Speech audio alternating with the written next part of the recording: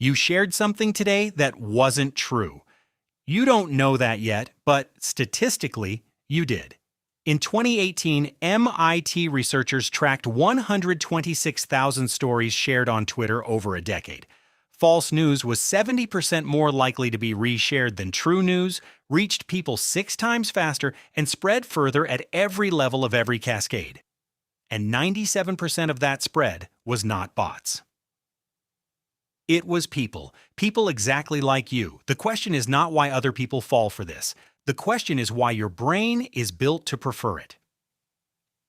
Your brain evolved in an environment where alarming information was survival critical.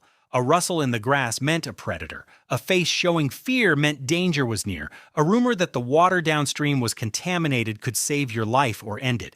The brain that noticed, remembered, and passed on threatening, novel, emotionally arousing information survived longer than the brain that didn't. So over 200,000 years, that preference became architecture, hardwired into the way you process everything you encounter. The problem is that misinformation is not random. It is disproportionately novel, emotionally provocative, and threat signaling. Not by accident, but because those are the exact frequencies the human brain is most sensitive to. Your attention isn't being hijacked by something foreign. It's being activated by something that knows exactly how you were built. But there's a second mechanism operating below the level of your awareness. In 1977, psychologists Hasher, Goldstein, and Topino documented what they called the illusory truth effect. Participants rated the believability of statements. Some new, some they had encountered before. The repeated statements consistently felt more true, not because of new evidence or better arguments, but because repetition creates cognitive fluency, a sense of ease and familiarity in processing, and the brain systematically misreads that fluency as accuracy. This means every time you scroll past a headline without clicking, every time you see a claim and think that seems off before moving on, you are incrementally increasing the probability your brain will accept it as real the next time. The algorithm surfacing the same story across 12 different accounts isn't just capturing your attention. It is quietly rewriting what feels true to you, without your consent and without your awareness.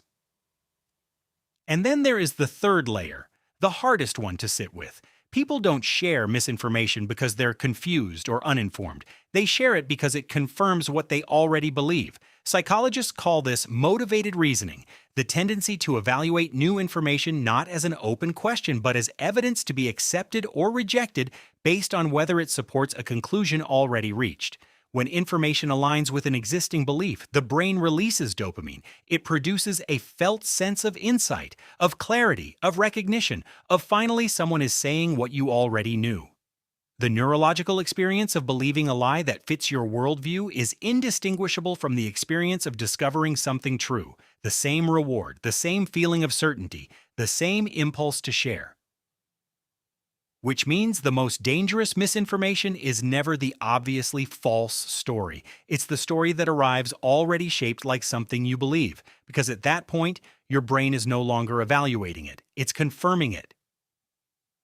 You are not gullible. You are running ancient cognitive hardware inside an information environment that was engineered deliberately, at scale, with enormous financial incentive to exploit the exact features that kept your ancestors alive. The novelty bias that saved your life on the savannah is what makes a fabricated headline spread across a continent in 4 hours. The illusory truth effect that helped early humans learn through repetition is what makes a false claim feel like established fact after you've seen it enough times. The motivated reasoning that helped communities stay cohesive under threat is what makes people share stories they haven't read from sources they don't trust because the headline felt right. None of this is weakness. All of it is being used. Knowing this doesn't make you immune, but it gives you a tell. The next time a headline makes your pulse spike, makes you want to share before you've finished reading, produces that sudden feeling of clarity and rightness. Pause there. That feeling is not evidence the story is true. It is evidence your brain wants it to be, and those two things have never been the same.